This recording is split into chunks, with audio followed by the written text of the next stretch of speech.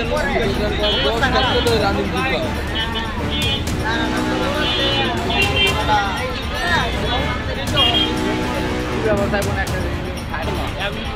লাভ নেই, পানি না পানি হাত তো পানি দিলেও কোনো লাভ নেই।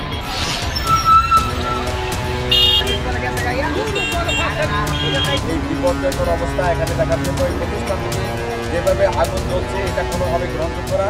আমি নিজে একজন ব্যবসায়ী, আমি পোশাক শিল্পে ব্যবসা করি। 2003-এ আমি বিজেপির প্রেসিডেন্টও ছিলাম। এই এলাকায় গাজী সাহেবের বিরুদ্ধে 18 আমি নির্বাচন করেছি, 18তে নির্বাচন করেছি। উনি আমার প্রতিদ্বন্দ্বী ছিলেন, উনি আওয়ামী লীগ করতো, আমি বিএনপি করতাম। তার মানে এই না যে ওনার শিল্পের সাথে আমার কোনো বিরোধ আছে। ওনার শিল্প এনে হাজার হাজার মানুষ কাজ করে, এনে যদি 20,000 মানুষ কাজ করে, তার প্রতিজনকে যদি 5 দিয়ে গুণ করি তাহলে লক্ষ মানুষের রুজি রুজির ব্যবস্থা এখানে আছে। এই কারখানা তো আওয়ামী লীগ আর বিএনপির না, এই কারখানা রাষ্ট্রের গাজী সাহেব প্রতিষ্ঠা করছে।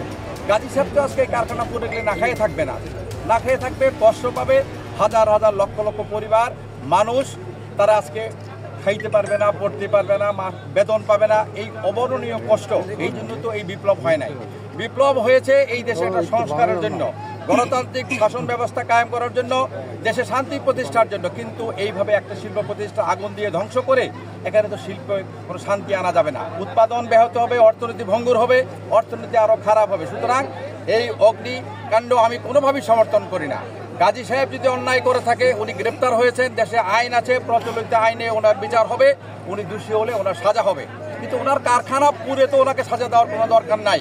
আমি আজকে আপনাদের কাছে স্পষ্ট করে বলতে চাই, এখানে কোনো রাজনৈতিক নেতাকর্মী এই লুটপাটের সাথে, অগ্নিসংযোগের সাথে আমাদের কোনো নেতাকর্মী জড়িত না।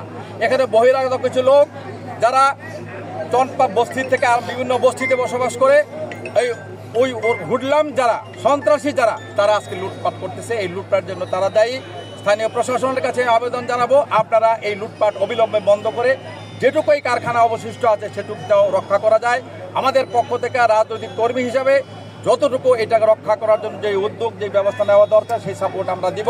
কিন্তু এই প্রতিষ্ঠান থেকে বাকি যেটুকু আছে ওইটুকু রক্ষা করতে হবে। এই প্রতিষ্ঠানটি টিকে থাকুক, আমরা এটাই চাই।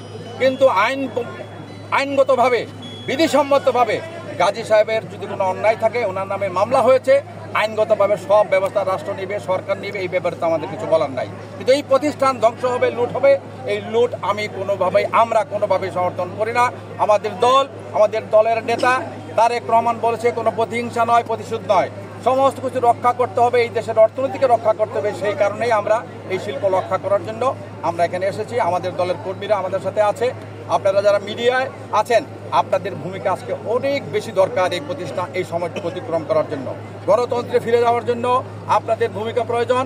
আপনাদের এই ছবি যদি আজকে আপনারা প্রকাশ করেন, এই ছবিটা কিন্তু আন্তর্জাতিক বা বিদেশিদের কাছে যাবে।